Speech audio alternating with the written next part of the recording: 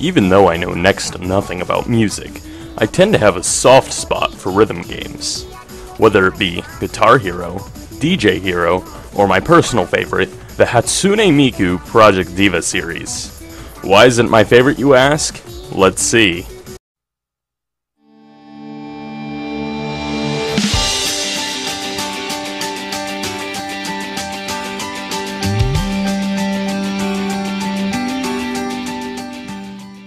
You may be asking yourself, why does a guy like me love playing a game like this? Am I a weeaboo? Possibly. Probably not though. Truth is, I got into this series unintentionally. Before I touched the Project Diva games, I had little interest in the whole Vocaloid phenomenon. In fact, the only one of the many Vocaloids I even knew the name of was the one this game is named after, Hatsune Miku. The reason I came across this series entirely was actually addressed in an earlier video of mine.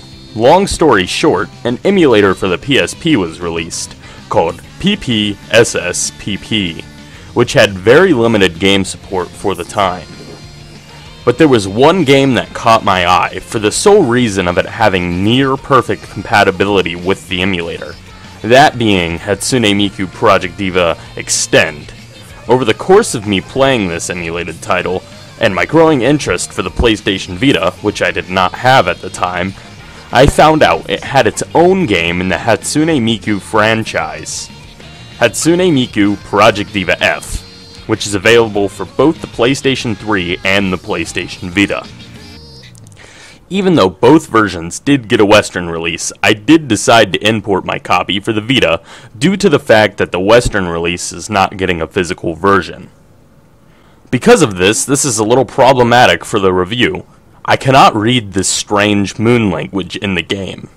Because of this, I am sadly unable to review some parts of this game, but the main attractions of this game, being the gameplay and the augmented reality, I will be able to cover. The gameplay of this game is super addictive and can give you a good challenge. I have beaten every song sealed within this tiny plastic cartridge on the hard difficulty, but I have major struggles getting a good chunk of them in the extreme mode. Most noteworthy, Negopasi Continue, if I am pronouncing that right. This song is just brutally unfair, but you know what rhymes with unfair? Funfair. And funfair is a great metaphor to describe this game, because it's fun.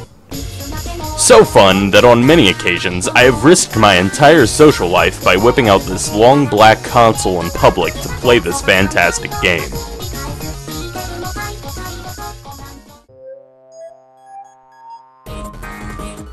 The music for most songs is great.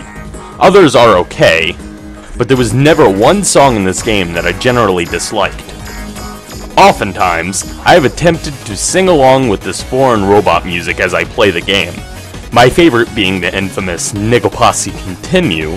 This title contains a variety of music, which once again, I stress, how did they fit this all into this little tiny piece of plastic? An Odyssey 2 cartridge is like an elephant compared to these things, but I don't hear any kawaii robotic girl music coming from my Casey Munchkin card.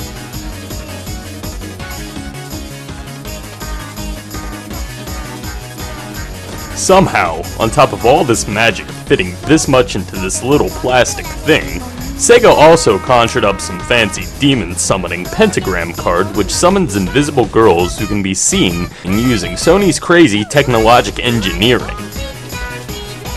They perform live concerts for you, and personally I find it pretty cool, although the virtual girls won't do anything extra if you throw some ones at them.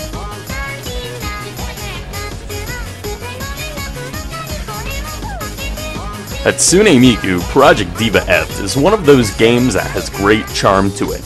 Although I'm going to give this game a perfect 10 out of 10, I'm going to stop rating games by numbers after this point. I feel it's too restrictive to my style, so along with this 10 out of 10, I'm giving Hatsune Miku Project Diva F a fucking perfect award.